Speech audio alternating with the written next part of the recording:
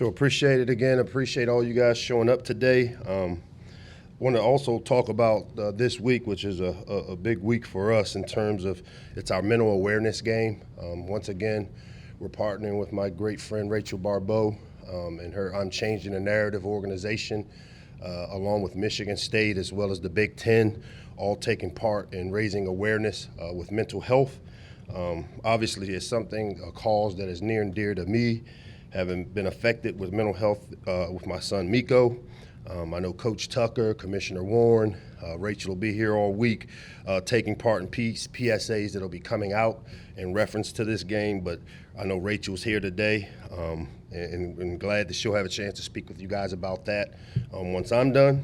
A little bit about the Michigan game. After watching the tape, we're in search of continuous improvement, and I think that's what the tape shows. Every week, every person in our program, from coaches to players, are looking to find a way to improve. And I thought, even though it was a tough loss and we never celebrate those, I thought we did see improvement out of our team, which is what we got to have. I know that we can play better. I know we can coach better. I think we all agree and know that. Anyone watching that game can see the growth of our program. Players see it, which is a testament to the investment that they make each and every day from the end of last season till now. The investment that these guys have made, I've been really pleased with, and they work really hard each and every day along with our coaches, but we're still not there.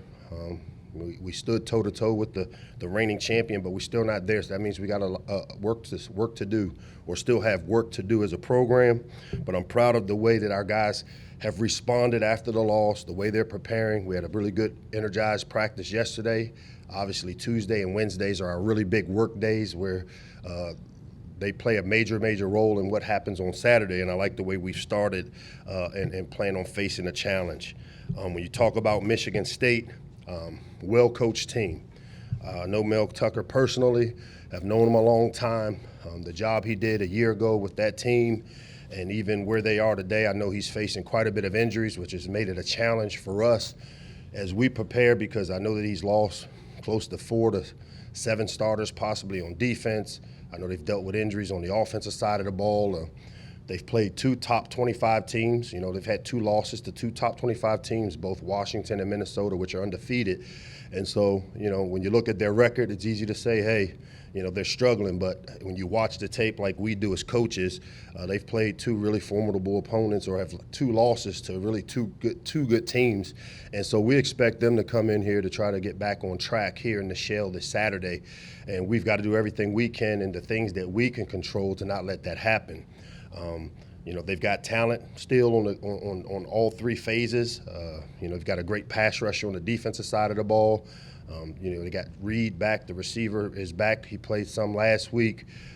Keon Coleman, the other receiver, Peyton Thorne, who had a big year for them a year ago. So they still have really talented players. They're a well-coached team, and we're looking forward to the opportunity of hosting them here in the Shell at 3:30. Our captains for this week, Talia Tungavailoa, Darrell Chami, and Isaiah Hazel will serve as our captains leading us into the game against Michigan State. And so with that, I will open it up to any questions. Mike, first and foremost, script on the helmets this week. How excited are you to have that? I've been on the record, will continue to be on the record. It's my favorite uniform. We all have bosses. We all have branding and jobs to do. So, the fact that we get to wear the script Terp is something that I appreciate that we're able to do a couple times a year.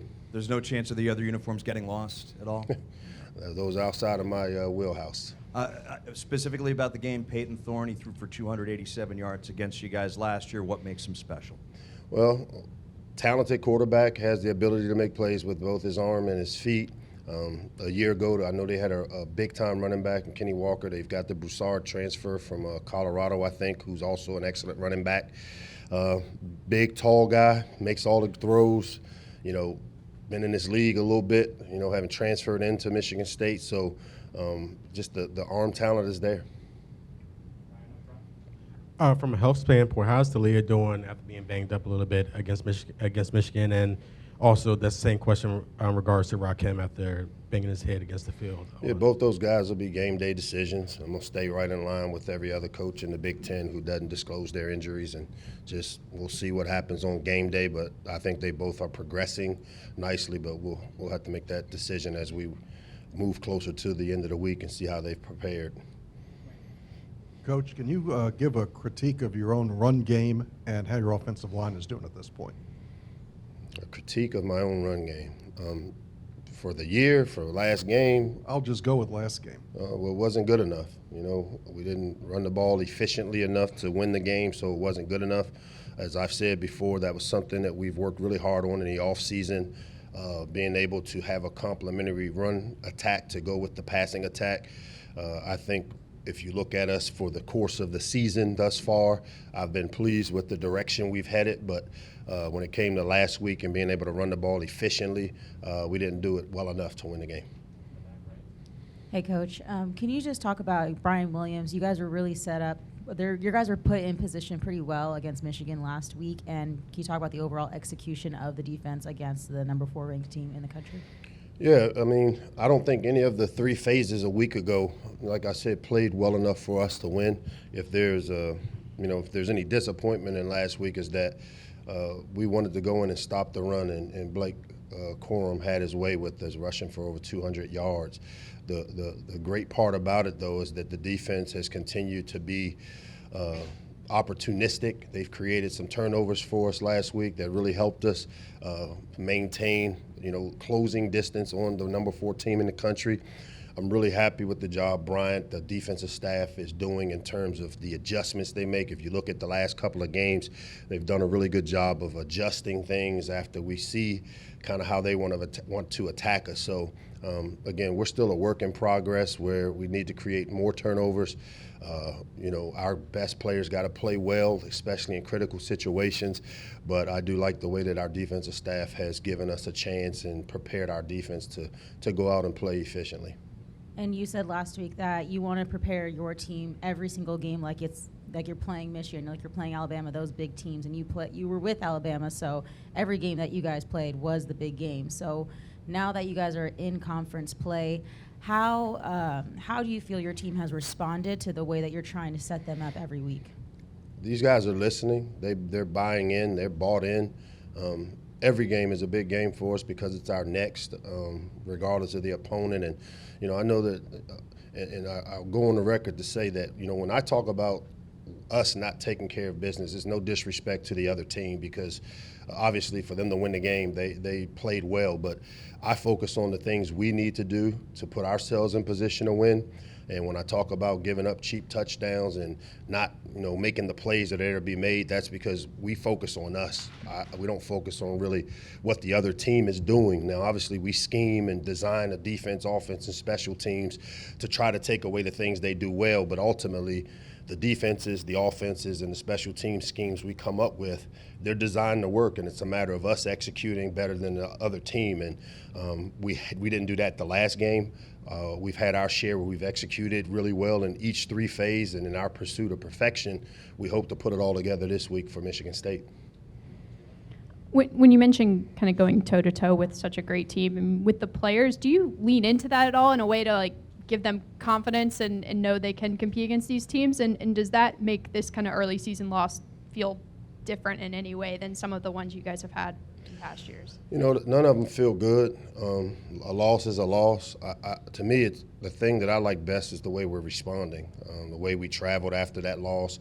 These kids nowadays kind of get over losses pretty quickly, and you can tell by how loud it is on the bus by the time hour after the game, and it's as if it's over. But that's not the case. Our team has shown great maturity, and I think because of the type of investment that they've made, that's where the disappointment comes from. And I like the way that we're responding to the loss, but to use that as a litmus test to say, hey, we're there.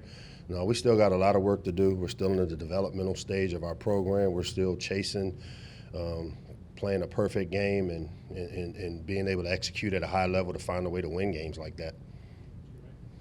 Coach, one of the big improvements from SMU to Michigan was the amount of penalties. You guys only had one in the game against Michigan. What do you attribute the most to that significant improvement over a week? I punish my kids for not doing things the way I raised them to do it. Thank you. Hey, Coach. You guys handled the blitz pretty well against Michigan. What went into that? Monday through Friday preparation, executing, the communication that goes along up front to we tried to tempo on third down to keep the exotic pressures off the field. Our O-line coach and our quarterback all got together and really did a good job of having those guys prepared, and they executed that part of our game plan really well. And does the center make protection calls for you guys? Well, you want me to tell everybody what we do? I mean, you have to figure that out, Verona. Hey, Coach. Thank you. Here. You mentioned at the beginning of the mental awareness game that's coming up. Is there a specific conversation you have with the players when a special game like that comes up? Like, I know you guys are wearing the green ribbons you're wearing right now. Is there a specific conversation you have with them? We always talk about, not just this week, but I think this week and the fact that, from a marketing standpoint, our marketing people created a mental health awareness game. Once I got here, this was something that was important to me. Obviously, administration has gotten behind it. We've brought in Rachel and her group to help us bring awareness. We've done it against Minnesota on the road. We did it a year ago here at home against Iowa. This is something that I expect us to do each and every year. Mental health awareness is not just a one-week thing for our team. It's an everyday thing. We always talk about, if you don't feel good, tell us. And we put resources, and Damon Evans and Colleen Sorm, my bosses, have put a tremendous amount of resources into an understanding just how important the mental health of our student athletes are. And so not just this week, even though this game kind of features that, but this is something that is an everyday thing within our program. Thank you.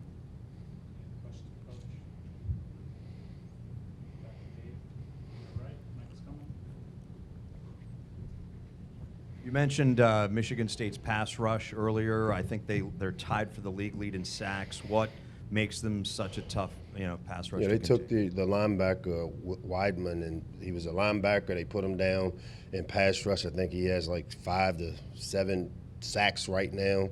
They've created a bunch of turnovers. Mel and his staff has done a really good job on the defensive side of the ball of getting after the quarterback. But the talent there of the pass rusher that they've put out there on the edge really creates some issues. And so for us, we've got to do a great job of making sure we don't let that guy kind of disrupt our game plan, and we've got to continue to protect our quarterback. Thanks, guys. Appreciate it.